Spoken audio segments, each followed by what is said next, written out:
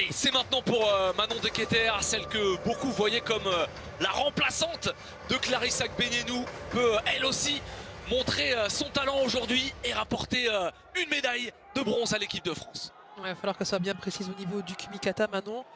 Elle pourra aussi passer en dessous, hein, puisque la polonaise est très grande. Eh Manon. Voilà. On voit Manon la configuration, qui est droitière. Droitière, exactement. Et la polonaise qui est gauchère. Le jeu va se passer avec cette main droite de Manon que vous voyez à l'intérieur. Là, pour l'instant, c'est la polonaise qui a la main à l'intérieur. Ça serait important que Manon ait sa main à l'intérieur pour contrôler l'épaule de son adversaire. Ah, mais elle est partie saisir la manche. Oui, attention, c'est bien fait. Wazari. Magnifique. L'attaque de Manon Deketer. Wazari marqué pour la Française. C'est très bien fait à la Céline Lebrun, la retour de l'hirondelle. Magnifique de la part de Manon Deketer. On voit la polonaise qui essaie d'attaquer Ouchigari. Manon Deketer qui la contre. Et à l'image de sa compétition, hein, finalement, parce qu'en huitième de finale, on l'avait vu rentrer, marquer Wazari après à peine 10 secondes. Très bien Manon. Il va falloir rester bien concentré, aller saisir cette manche. Elle a récupéré la manche, la française. Et encore une fois. Allez, ça bascule, attention à ce mouvement de sacrifice là. On voit que Manon est plus puissante que son adversaire. Maintenant l'autre va essayer de jouer avec le mouvement pour pour essayer de la faire tomber. Ça va être le jeu des deux judokas.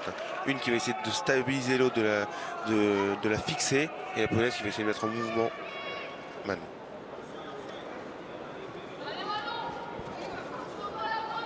Et on entend hein, les consignes là, on entend l'équipe de France, on entend les amis qui encouragent, qui donnent des consignes techniques. Attention à ça. Ouf. C'est bien parce que Manon reste sur l'initiative. Elle a marqué Wazari, c'est un scénario pas facile à gérer quand on est en place de 3 championnat du monde, qu'on mène Wazari. Elle reste sur l'initiative et c'est exactement ce qu'il faut faire. Il ne faut pas se mettre sur le recul, sinon c'est dans ces scénarios le plus souvent où on tombe. C'est parti avec cette bagarre toujours pour aller récupérer la manche. Manon qui est placée, finalement ça relâche. Ouais, main droite puissante là sur le revers de la polonaise. Et attention là au niveau des jambes. La polonaise qui fait des kochi. La polonaise qui continue à faire ce travail de sape, aller déranger Manon sur les hachis, les jambes, aller chercher des kochigari. Bien annihilé par la française.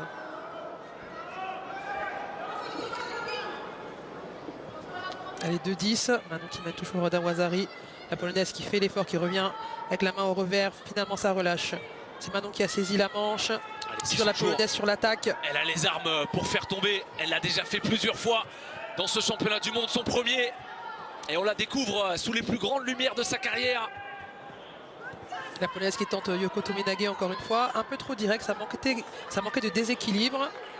Manon qui reste la main au-dessus à chaque fois, c'est surprenant, mais elle a l'air d'apprécier ça parce qu'on voit qu'elle y va directement, alors que l'autre a la main à l'intérieur et qui peut la contrôler. Ça dépend des judokas, mais la majeure partie du temps, on demande d'avoir la main à l'intérieur.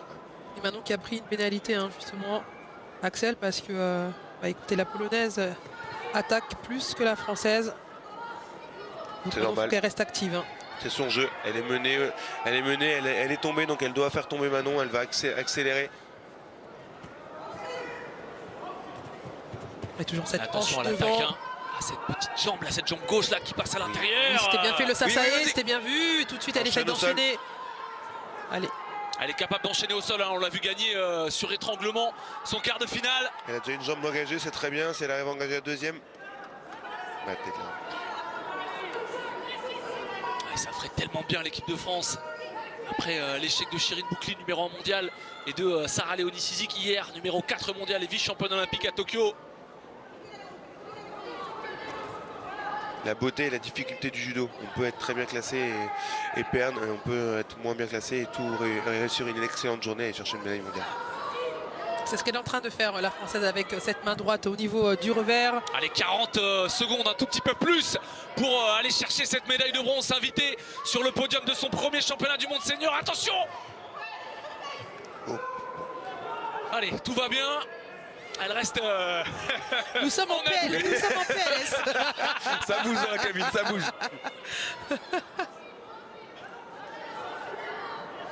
Allez, 30 secondes. Et on la sent solide, aussi bien physiquement que psychologiquement. Allez, elle est sur l'initiative, encore une fois la française, mais attention à ce passage au Newaza, maté de l'arbitre. Allez, 20 secondes pour Manon Deketer.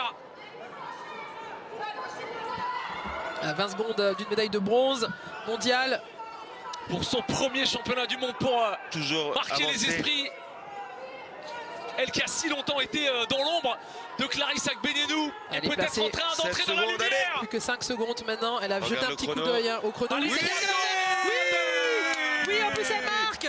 Ce n'est pas sur elle que les espoirs étaient Bravo, fondés. Manon. Ce n'est pas vers elle que les regards étaient tournés. Et pourtant, Manon Deketer, médaille de bronze, deuxième médaille pour l'équipe de France. Bravo Manon, c'est tellement mérité. Ouais, c'est très mérité, magnifique Manon. Médaille de la persévérance, médaille aussi magnifique qu'inattendue. Gévrise Axel, quel bonheur. Pas inattendue, elle est sur le podium de tous les grands chelems cette année, elle travaille, elle évolue, on l'a vu progresser tout au long de l'année. Vous les médias des fois vous mettez les gens de côté, mais on sait qu'elle travaille et qu'elle a été capable d'aller chercher cette médaille. C'est sûr, c'est sûr. Alors je joue le journaliste, je joue le vilain petit canard, mais c'est vrai que quand on regarde la hiérarchie sportive dans cette équipe de France féminine qui fait office de Dream Team, voilà, ce n'est pas forcément sur Manon qu'on aurait misé ses économies. Et c'est encore plus fort de la part de Manon Elle est partie la chercher cette belle médaille de bronze et c'est vraiment tout à son honneur avec tout le travail qu'elle mène au quotidien.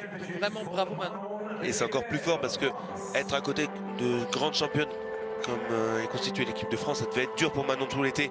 On n'arrêtait pas de parler des autres et on parlait d'elle un peu comme le vilain petit canard. Et ben voilà, elle a répondu à toutes ces critiques. Elle était chercher une belle médaille mondiale et c'est grandement mérité.